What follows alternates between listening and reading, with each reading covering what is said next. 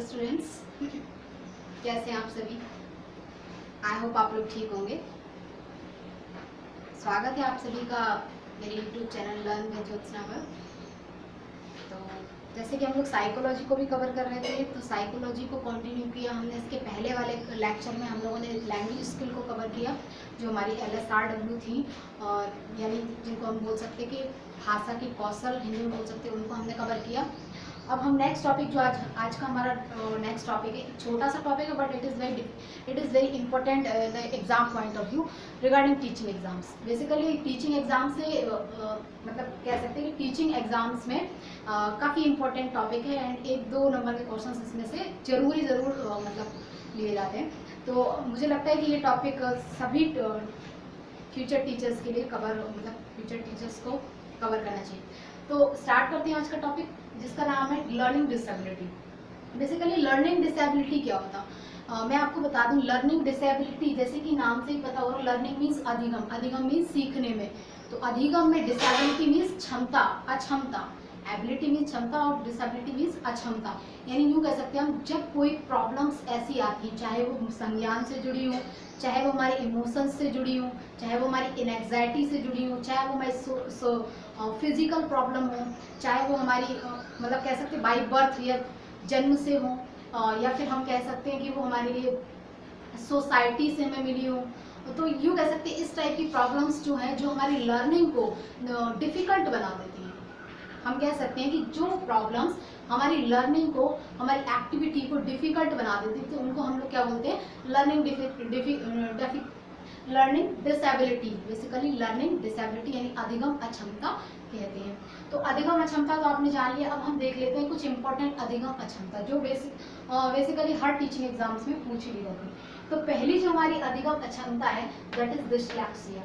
तो dyslexia basically English में ऐसे लिख दिया जाता है, डिस्लेक्सिया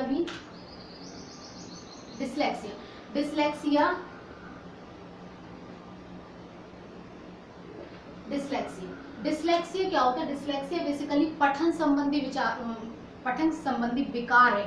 अब पठन विकार है, इसमें क्या होता कि बच्चा क्या करता है, बच्चा सी को पढ़ेगा, कुछ भी गलत सलत पढ़ेगा। जैसे बच्चा सी को पढ़ेगा 100, ये तो चलिए लिखने से संबंधित हो गया। अगर आप उससे कहेंगे कोई चीज़ रीडिंग में उसे अगर प्रॉब्लम हो रही है, वो किसी चीज़ को, जैसे मैंने एक एग्जांपल दिया, नून हमने बोला और उसने क्या लिख दिया, उसने पढ़ दिया नाउन। ये लिखा नाउन और ये लिखा नून, और बच्चा इसको क्या कर रहा, इसको नाउन पढ़ रहा और इसको नून पढ़ रहा। तो इस तरीके की समस्या बेसिकली जो उसकी रीडिंग से संबंधित है, यूँ हम कह सकते हैं कि रीडिंग से संबंधित जो प्रॉब्लम्स है वो किस में आ जाएंगी, डिस्लेक्सिया में आ जाएंगी, पठन से संबंधित, पढ़ने से। नेक्स्ट जो हमारी है डिस्ग्राफिया। ग्राफिया वर्ड से मतलब है, ग्राफिया बेसिकली जो वर्ड है, ग्राफिया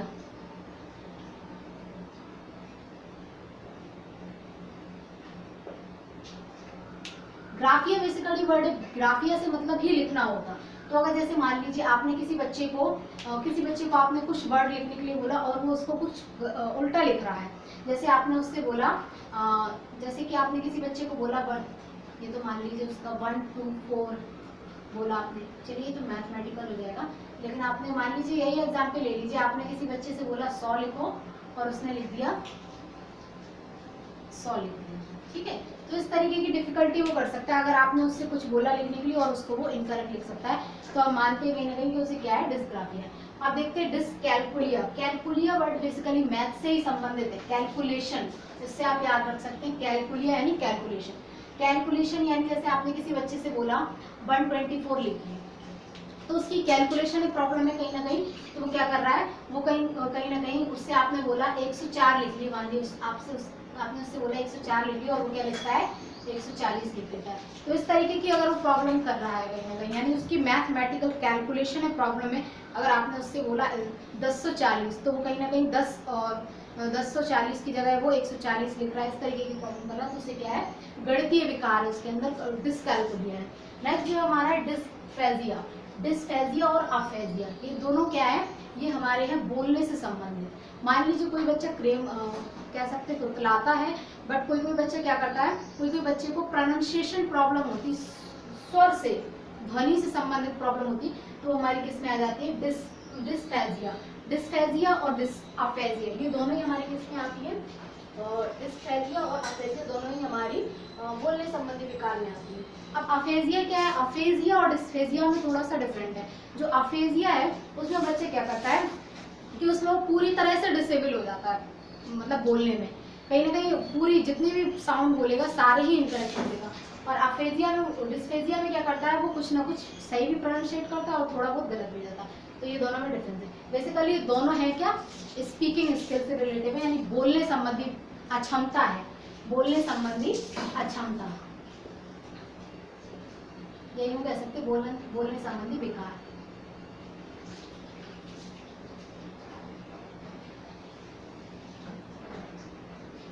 नेक्स्ट जो हमारा है वो क्या है, डिस्प्रैक्सिया। डिस्प्रैक्सिया क्या है, डिस्प्रैक्सिया भी एक हमारा क्या है, और डिसेबिलिटी है। और इस डिसेबिलिटी में क्या होता, प्रैक्सिया, इसमें बच्चे क्या करता है, शारीरिक फिजिकल एक्टिविटी करने में बेसिकली उसे अपनी मसल्स का कोऑर्डिनेशन, या फिर उसे कहीं ना कहीं बोल सकते हैं हम कि हाथ घुमाने में या लिखने में, कहीं ना कहीं लिखता है बच्चा तो क्या करता है, कहीं यहाँ टोनी करता है, कोई बच्चा इस तरीके से लिखता है, किसी बच्चे की टेढ़ी मेढ़ी राइटिंग भी जाती है। तो कह सकते हैं क्या, लेखन, या तो अगर वो कोई लिख रहा है तो उसकी राइटिंग गंदी आएगी, या लिखने में टेढ़ा वेढ़ा आएगा, या कुछ इस तरीके की डायरेक्शन सही नहीं आएगी। तो ये सब किस में आ जाता है, हमारा डिस्प्रेजिया में आ जाता है। डिस्प्रेक्सिया में क्या करता है वो, और चित्र बना रहा है अगर तो कहीं कहीं नाक कर रहा, कहीं हाथ कर रहा, कहीं टेढ़ा, इस तरीके के वो टेढ़ा वेढ़ा उल्टा सीधा टाइप का बना पाता है, मतलब एक अच्छा शेप, अच्छा ऑब्जेक्ट नहीं बना पाता, क्योंकि उसकी मसल का कोऑर्डिनेशन सही नहीं होता, उसकी मसल्स डेवलप नहीं हो पाती, कहीं ना कहीं डेवलप तो हो जाती है लेकिन वो ठीक से वर्कआउट नहीं करती, तो उस बच्चे को क्या हो सकता है, डिस्प्रैक्सिया हो सकता है। नेक्स्ट जो हमारा है डिसआर्थोग्राफिया। डिसआर्थोग्राफिया बेसिकली क्या है, हमारा स्पेलिंग से संबंधित है। अगर मान लीजिए, जैसे मैंने भी प्रीवियस एग्जांपल भी दिया है, जैसे मान लीजिए आपने किसी बच्चे को बोला है, जैसे मैंने बोला किसी बच्चे को आपने कहा है कि नाउन लिखिए, और वो क्या लिख रहा है, नाउन बोला और वो क्या लिख रहा है, नोन लिख रहा है, ठीक है। तो ये क्या हो गया, कहीं ना कहीं ये भी उसका किस में आ जाएगा, ये उसका वर्तनी संबंध, इसको हम लोग बोलते हैं स्पेलिंग मिस्टेक कर रहा है। अगर जैसे बहुत से बच्चे हैं, आपने कभी क्या मोस्टली ऐसी हो जाता है मिस्टेक, जैसे किसी से हमने बोला अर्थमेटिक लिखिए,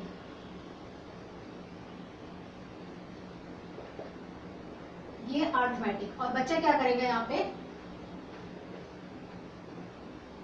METIC कर देगा, तो कहीं ना कहीं वो क्या कर रहा है, यहाँ पे मिस्टेक कर रहा है, स्पेलिंग में मिस्टेक कर रहा है। अर्थमेटिक की स्पेलिंग METIC मैटिक होता है, बट वो यहाँ पे क्या कर रहा है, METIC मैटिक कर रहा है, तो कहीं ना कहीं उसकी क्या है, स्पेलिंग प्रॉब्लम है, वर्तनी में समस्या है। तो ये हमारा कौन सा हो जाएगा, डिसआर्थोग्राफिया, जिसको हम लोग बोलते हैं डिसआर्थोग्राफिया।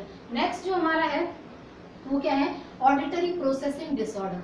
नेक्स्ट जो हमारा है that is auditory processing disorder. Auditory से तो आप लोग समझ ही सकते हैं वर्ड से, ऑडिटरी,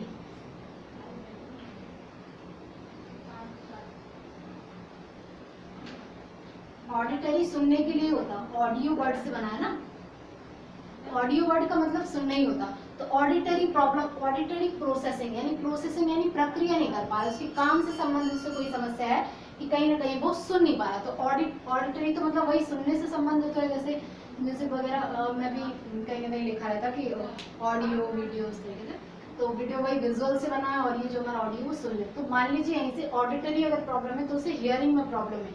अगर आप उससे कुछ बोल रहे हो और वो किसी चीज़ को अलग सेंस में ले जा रहा और वो उस चीज़ को सही से प्रोसेस नहीं कर पा रहा है। मान लीजिए आपने किसी चीज़ की आपने रिएक्शन उसे समझाया कि इसको ऐसे ऐसे करना है बेटा, जैसे आपने एक जनरल एग्जाम्पल ले लीजिए कि आपने किसी बच्चे से बोला कि आप क्लास के बाहर जाना और सभी बच्चों को बुला के लाना और सभी बच्चों को कलेक्ट करना, फिर उसके बाद क्या कहते हैं ग्राउंड में थोड़ा सा यूँ कह सकते सारे जो हम बोल सकते हैं कि खेलने के सारे इक्विपमेंट लेना और फिर खेलना 1 घंटे, फिर वापस आ जाना। तो इस तरीके की चीज़ को उसने कुछ गलत ही सुन लिया और वो कुछ गलत ही एक्टिविटी करने लगा। तो कहीं ना कहीं उसकी सुनने की समस्या, सुनने में वो ज़्यादा एक्सपर्ट नहीं है, उसकी ऑडिटरी जो उसके ऑर्गन्स हैं वो ज़्यादा ठीक से काम नहीं कर पा रहे। तो कहीं ना कहीं वो क्या हो गया, इसे ऑडिटरी प्रोसेसिंग डिसऑर्डर हो गया, ठीक है, सुनने संबंधी। अब एक है विजुअल जैसे कि हम जानते हैं वीडियो तो ठीक है, वीडियो विजुअल से ही आता है, विजुअल अब विजुअल आप लोग जानते हैं, जैसे हमारे जो टीचिंग एड्स होते हैं, सहायक सामग्री हमारी दो टाइप्स की होती है, एक तीन टाइप की भी हो सकती हैं, दो तीन टाइप की होती है। जैसे कि हमारा एक दृश्य सामग्री, एक श्रव्य सामग्री और दूसरा दृश्य श्रव्य सामग्री। तो जिसमें एक दृश्य सामग्री उसमें हम देखते हैं और श्रव्य सामग्री से हम सुनते हैं, ये भी सब। और जो दृश्य श्रव्य है उसमें जैसे टेलीविज़न हम देखते भी हैं और सुनते भी हैं। तो ये हमारी क्या होगी, ये जो हमारी मटेरियल एड्स है ये क्या करती है कि हमारी लर्निंग को थोड़ा इजी बना देती है। मान लीजिए किसी बच्चे को सुनाई नहीं देता और उसको आपने कोई दृश्य सामग्री कर दी प्रोवाइड, तो उसके कान खराब है, उसकी आंखें तो खराब नहीं है ना। अगर उसकी आंखें खराब नहीं है तो वो दृश्य सामग्री से भी अधिगम यानी लर्निंग कर सकता है। ठीक है, तो इसी तरीके से क्या है हमारी विजुअल। अब मान लीजिए किसी बच्चे को हियरिंग ये वाली प्रॉब्लम है, मान लीजिए किसी बच्चे को ये वाली प्रॉब्लम है, ऑडिटरी प्रोसेसिंग डिसऑर्डर है, और उस बच्चे को आपने विजुअल चीजें प्रोवाइड करवा दी। देखिए ये वाली, जैसे इस वाले ऑप्शन को ही मान लीजिए विजुअल परसेप्शन डिसऑर्डर। तो इसमें क्या है, दृश्य प्रत्यक्षीकरण की प्रॉब्लम है।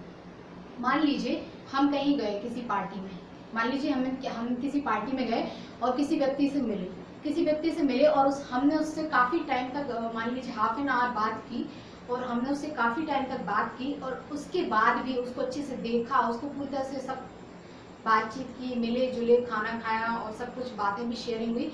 उसके बाद हम घर पे आए और हमसे किसी ने पूछा कि वो क्या पहने थी, उसकी ड्रेस कैसी थी, तो उसकी ड्रेस को हम डिस्क्राइब ना कर पाए, यानी हमने उसको सब कुछ देखा और हम उसको डिस्क्राइब ना कर पाए, तो कहीं ना कहीं वो क्या होगा, हमारा विजुअल परसेप्शन डिसऑर्डर हो गया। यानी हमारा वो क्या हो गया, दृश्य प्रत्यक्षीकरण, यानी उस दृश्य को हम देख ले रहे हैं, उसको हम डिस्क्राइब नहीं कर पा रहे, यानी उसका वर्णन नहीं कर पा रहे, तो वो क्या हो गया हमारा विजुअल परसेप्शन। अब हमारा है सेंसरी इंटीग्रेशन और प्रोसेसिंग। इसमें क्या होता, इस वाली हमारी जो प्रॉब्लम है, इसमें सेंसरी इंटीग्रेशन और प्रोसेसिंग। सेंसरी तो मतलब होता है इंद्रियां, सेंस ऑर्गन है जो हमारे, सेंसरी यानी हमारी इंद्रियां। और इंद्रियों में क्या प्रॉब्लम है, जो हमारी इंद्रियां हैं वो कहीं ना कहीं क्या नहीं कर पा रही है, समन्वय नहीं कर पा रही है। मान लीजिए कि कहीं ना कहीं इस तरीके की सिचुएशंस कई बार आ जाती है, जैसे मान लीजिए हम किसी से बात कर रहे हैं और हमारी मतलब कोऑर्डिनेशन नहीं बन पा रहा है, जैसे हमने किसी बात को सुना और हम कुछ ज़्यादा ही बोलते चले जा रहे हैं, दैट मीन्स हमारी हियरिंग और हमारी जो बोलने की क्षमता है वो कोऑर्डिनेट नहीं कर पा रही है। ठीक है, कभी कभी क्या होता कि जैसे मान लीजिए किसी की बात हमने सुनी और हम ओवर रिएक्ट करने लगे और उसको जल्दी जल्दी बोलने लगे, तो कहीं ना कहीं वो हमारी इंद्रियां क्या वो नहीं कर पा रही है, कोऑर्डिनेट नहीं कर पा रही, समन्वय, आपस में समन्वय नहीं बैठा पा रही। मान लीजिए कि जैसे कभी हम कहीं बात पे हमें किसी जगह सुनना है और बोलना नहीं है, तो वहाँ हम कंटिन्यू बोलते चले जा रहे हैं, या कहीं बात पे हमें बोलना है तो वहाँ पे हम बोल नहीं पा रहे, हेसिटेट हो रहे हैं, हम अपनी फीलिंग्स को एक्सप्रेस नहीं कर पा रहे हैं, तो वो कहीं ना कहीं हमारी क्या हो गई, वो हमारा जो इंद्रियां हैं, जो हमारी 5 सेंस ऑर्गन है, वो कहीं ना कहीं क्या नहीं हो पा रही हैं, कोऑर्डिनेट नहीं कर पा रही कि हमें कब कौन सी एक्टिविटी करना है, और वो कहीं ना कहीं एक साथ वर्कआउट नहीं कर पा रही।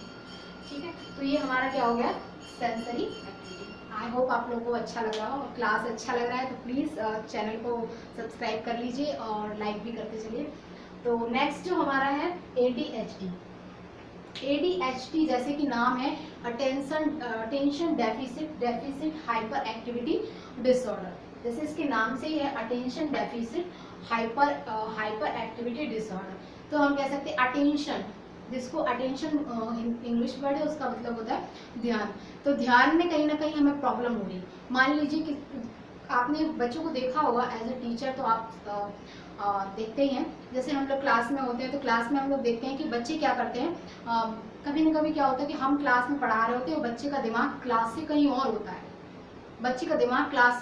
होता है, तो उसका ध्यान केंद्र नहीं हो पा रहा आपके टॉपिक पे। भले you are doing lots of effort to catch his or her brain and to attract him or attract his or her activity, यानी उसको कहीं ना कहीं आप अट्रैक्ट करने की कोशिश कर रहे हैं, उसको टॉपिक पे लाने की कोशिश कर रहे हैं, लेकिन उसका दिमाग कहीं और वर्कआउट कर रहा है, तो उसका अटेंशन नहीं हो पा रहा। कहते नहीं, कई बच्चे बोलते हैं मैं पढ़ने की कोशिश तो करती हूँ लेकिन मेरा मन नहीं लगता, मतलब मैं कोशिश करती हूँ, मैं चाहती हूँ कि मैं पढूं बट मैं नहीं कर पाती हूँ, तो कहीं ना कहीं उनका दिमाग कहीं किसी और एक्टिविटीज़ में संलग्न होता है। तो कह सकते हैं हम ये क्या हो गया हमारा अटेंशन डेफिसिट। डेफिसिट मीन्स वैसे कमी होता है, डेफिसिट वर्ड का मतलब कमी, अटेंशन यानी ध्यान। Hyper activity disorder, hyper activity मतलब नॉर्मली हम कह सकते हैं हाइपर एक्टिविटी वर्ड का मतलब होता है कि जैसे जल्दी हाइपर हो जाना, जल्दी किसी चीज को जल्दी से कोई प्रतिक्रिया कर देना। हम कह सकते हैं कि जैसे मैंने किसी से पूछा कि भाई आपकी फैमिली में सब ठीक है, तो उसने उस चीज को कहीं और ही सेंस में ले लिया और उसने आपसे उल्टा करके बोल दिया कि आपको इससे क्या करना, आप ऐसा क्यों बोल रहे हैं, आपको क्या मतलब, कुछ और ही उसने आपके साथ आर्ग्यूमेंट कर दी। तो इसका मतलब क्या है, वो हाइपर एक्टिव हो गया, उसने उस चीज को सकारात्मक रूप से ले लिया। कहीं ना कहीं वो क्या कर रहा है, नेगेटिविटी फैला रहा है, कहीं ना कहीं उसके दिमाग में उस चीज को लेके कुछ और ही कह सकते हैं कि स्कीमास टाइप के, जो प्याजे ने बात की वही बने हुए हैं, ऑर्गेनाइज जो इंफॉर्मेशन है वो उसकी कहीं ना कहीं अलग टाइप के स्कीमास बने हुए, तो वो अपने अनुभव के हिसाब से उसका उल्टा ही अर्थ निकालने देगा। तो वो हमारा क्या हो गया ADHD, इसमें ध्यान केंद्रण में प्रॉब्लम हो रही है और हाइपर एक्टिविटी कर रहा है किसी एक्टिविटी के, और जो एक्टिविटी कर रहा है उससे रिलेटिव कई उल्टी सीधी यानी नकारात्मक टाइप की चीजें कर रहा है। तो अब ये जो हमारा है ऑटिज्म स्पेक्ट्रम डिसऑर्डर, बेसिकली ये जो हमारा है ऑटिज्म स्पेक्ट्रम डिसऑर्डर, ये हमारा क्या है, इसमें ये होता है कि बच्चा क्या करता है, बेसिकली व्यवहार को दोहराता है।